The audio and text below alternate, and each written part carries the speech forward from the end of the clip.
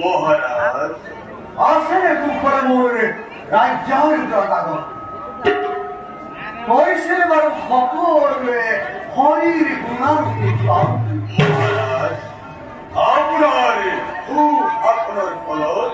সকল প্রদানে মঙ্গল মহারাজ করোনাই কুলেও বীরক্ষাক্ষরণ এই গতিকে মহারাজ তার ভাবে আপনি নিশ্চিন্ত মনে থাকেন মন্ত্রী দাঁড়িয়া প্রধান সেনাপতি বিক্রমী ফেরত রাজকুমার মহারাজ আমার প্রধান সেনাপতি কইছে রাজ্যের পশ্চিম দিকে নিরীক্ষণ হবে কেউ অনতি পদমে আসিব ঘুরি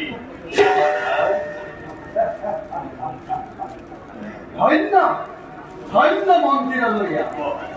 এনেহেন মন্ত্রী আৰু আপোনাৰ খবৰ দৰে সভাসদে থাকোঁতে ৰাজ্যৰ বাবে নাই মোৰ কোনো চিন্তাৰ কাৰণ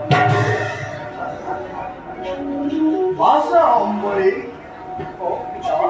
কিবা কাৰ্য আছে চাহ ভাষা ভিতৰত বৰ্তমান মই বৃদ্ধ হৈ এই সমগ্ৰ ৰাজ্যভাৰ তোৰ হাতত অৰ্পণ কৰি বানপন্থী হৈ গুচি যাম মই শ্ৰী হৈ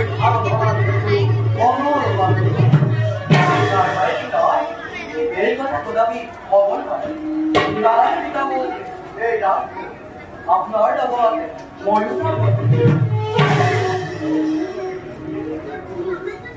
নহয় বাছা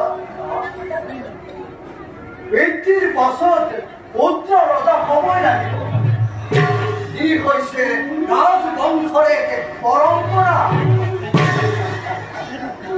কি কই মন্ত্ৰী নাগৰিয়া নিশ্চয় মহাৰাজ নিশ্চয় আপনি উচিত কথাই বলেছেন মহাৰাজৰ পাছত তুমিয়েই ৰজা হ'ব লাগিব এই কুশল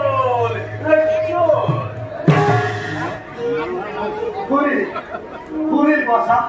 বিজ্ঞজনের সেই একই মন্ত্রী করেছিল আর মন্ত্রী নাগরিয়া